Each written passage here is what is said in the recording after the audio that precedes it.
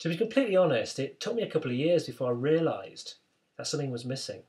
Before I realised that I wasn't achieving the results that I wanted and something had to change. I wasn't grasping an element of the success formula. Now, actually, in reality, I was holding it in my hand. It was a bit like, I was holding a set of keys and desperately rushing around my house trying to find them. Have you ever done that? Where are the keys? Where are the keys? When you hand it. Because they're in my hand for 2 years. Now, to give you a bit of background, in 2004, I left big corporate companies and I set up an entrepreneurial business with partners. And that was all great, but eventually it started to feel like I was back in the corporate world again. Lots of processes, people to report to, sales targets, a lot of pressure if we didn't hit the numbers, all those kinds of things.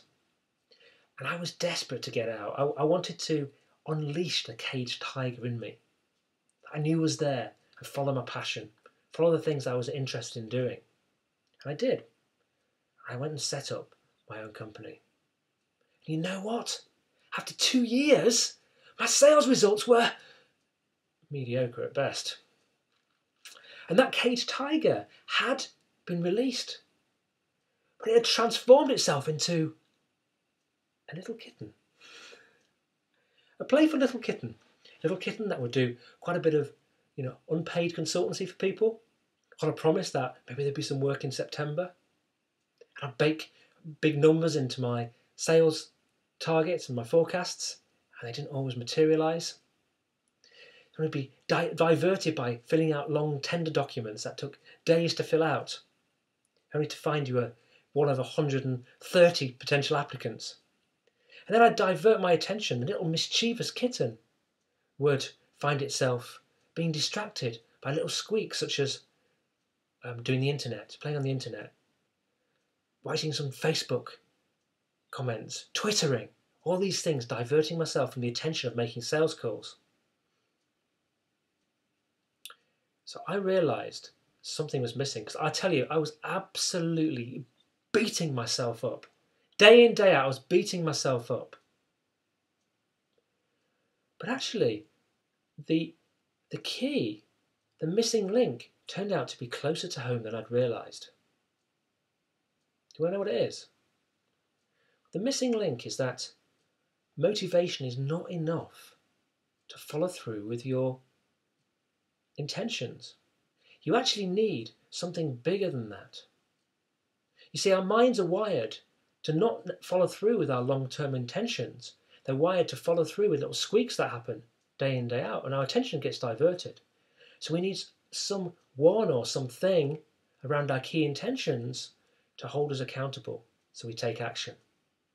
And you see, what I've been holding in my hand all the time was the very thing that I started to despise in the corporate world.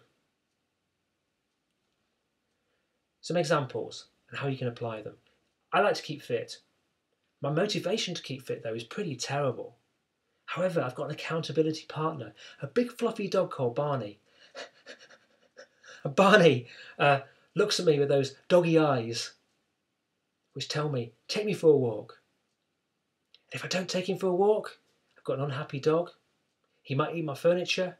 He might also occasionally wet on my carpet. Also, we think it's important to keep a house fairly tidy and clean because we've got young children and it's nice to have a nice environment to come home to when we've been busy. Wednesday nights in our house, I tell you, it's suddenly like, the cleaner's coming tomorrow, we've got to tidy up, so we're rushing around and we're throwing things in cupboards and we have the most intense but highly productive period of tidying up. And then the cleaner comes. She doesn't know she's holding us accountable for that. And by Thursday night, the house is really clean and tidy, at least until Friday morning anyway. Some work examples. I don't like doing accounts. I don't know about you. Some of you may do. I don't like it. It's a bit boring. However, I employ somebody who does like it once a month. She charges me £40. Now, my part of the bargain is I have to prepare all of the invoices and receipts for every month, and then she processes them. That way, I have great accounts. Another intention is I have to follow through with my sales activity. It's so important. So I don't particularly like making sales calls. I'll find any example, any reason not to make them. However, Stuart loves making them. And Stuart finds that around his consultancy work and things, he can make calls for me.